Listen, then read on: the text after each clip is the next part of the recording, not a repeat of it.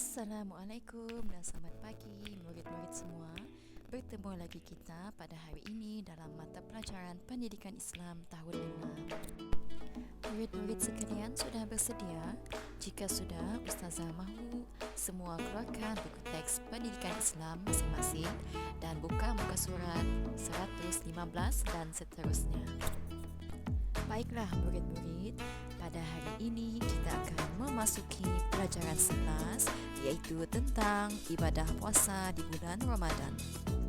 Di akhir pembelajaran ini, murid dapat 1. Menyatakan maksud puasa, 2. Menerangkan dalil nakli tentang kewajipan puasa, 3. Menjelaskan syarat wajib dan syarat sah puasa, yang keempat, menghuraikan rukun dan juga sunat puasa. Sekarang, mari kita lihat muka surat 115 bersama-sama.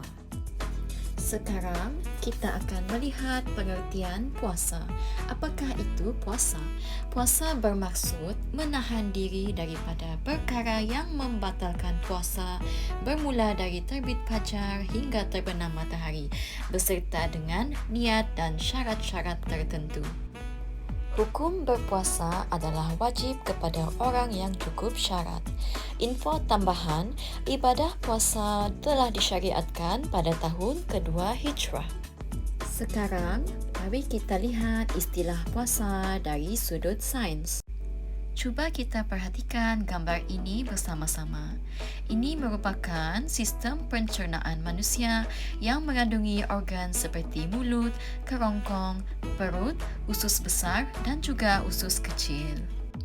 Sistem pencernaan bermula daripada mulut hingga usus.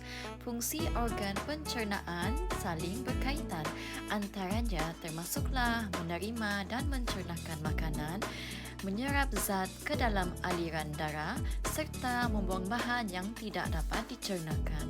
Terdapat juga organ lain seperti hati yang berhubung dengan organ pencernaan.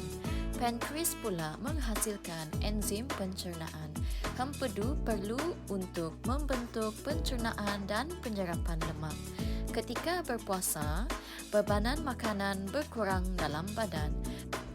Proses penyahtoksidaan yang berlaku melapangkan sumbatan di dinding saluran makanan dan pernafasan serta membekalkan oksigen yang cukup kepada sel-sel dalam badan. Sekarang, mari kita baca bersama-sama dalil nakli puasa. A'udzubillahi minasyaitonirrajim. Ya ayyuhallazina amanu kutiba alaikumus-siyamu kama kutiba alal ladzina min qablikum la'allakum tattaqun. Surah Al-Baqarah ayat 183. Maksudnya, wahai orang yang beriman, kamu diwajibkan berpuasa sebagaimana yang diwajibkan atas orang yang dahulu daripada kamu supaya kamu bertakwa. Syarat-syarat wajib puasa ada 4. Yang pertama, Islam. Kedua, berakal. 3, balik. Yang keempat, mampu berpuasa. Apakah maksud Islam di sini? Murid-murid, selagi orang itu beragama Islam, kita semua diwajibkan untuk berpuasa di bulan Ramadan. Kedua, berakal. Berakal di sini bermaksud bagi orang yang waras. Bagi orang yang tidak waras ataupun hilang akal seperti orang gila dan sebagainya, mereka semua tidak diwajibkan berpuasa. Ketiga, balik. Balik bagi perempuan adalah apabila keluar darah haid, manakala bagi lelaki keluar air mani kerana bermimpi. Yang keempat, mampu berpuasa. Maksudnya, orang tersebut mampu dari segi kesihatan.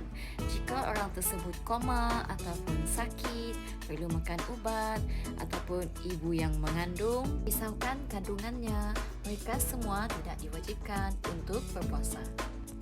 Sekarang, Ustazah akan terangkan rukun puasa. Rukun puasa yang pertama adalah niat. Niat puasa hendaklah dilakukan pada malam hari hingga sebelum terbit fajar. Lafaz niat puasa kita baca bersama-sama. nawaitu sawmagodin an adai fardi syahri Ramadan hazihi sanati lillahi ta'ala. Maksudnya, sahaja aku berpuasa esok hari bagi menunaikan fardu bulan Ramadan pada tahun ini kerana Allah Ta'ala. Rukun puasa yang kedua ialah menahan diri daripada perkara-perkara yang membatalkan puasa seperti memasukkan sesuatu ke dalam rongga yang terbuka.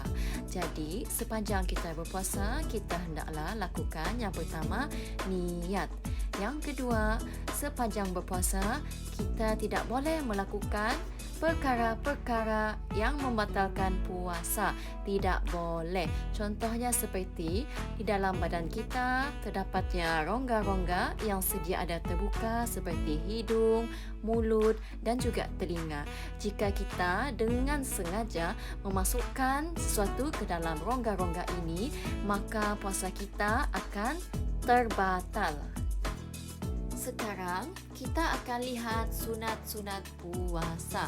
Sepanjang berpuasa, kita boleh tambah pahala kita dengan melakukan amalan-amalan sunat.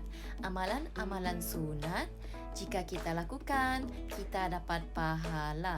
Tetapi, jika kita tidak buat, kita tidak dapat dosa, tetapi juga kita tidak dapat pahala. Yang pertama, bersahur. Yang kedua, mentakhirkan sahur.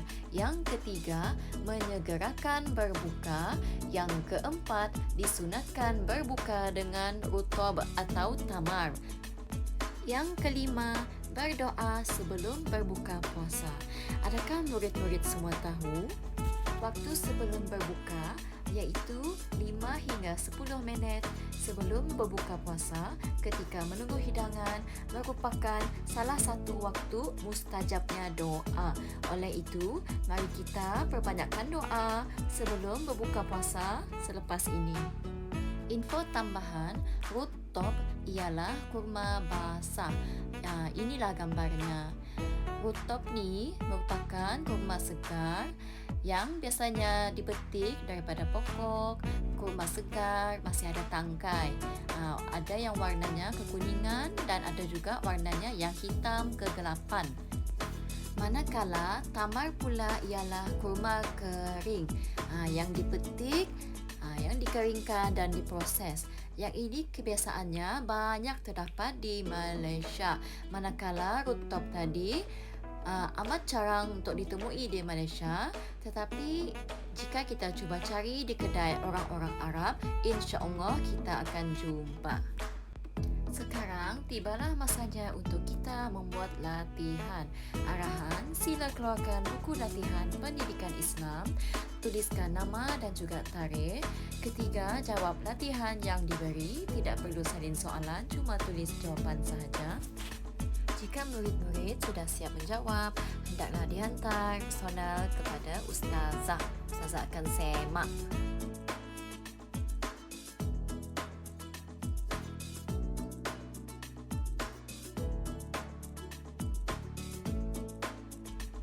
Sekian dulu pelajaran kita pada hari ini. Bertemu lagi kita dalam sesi PDP yang akan datang. Sekian, wabillahi taufiq wal hidayah. Wassalamualaikum warahmatullahi wabarakatuh.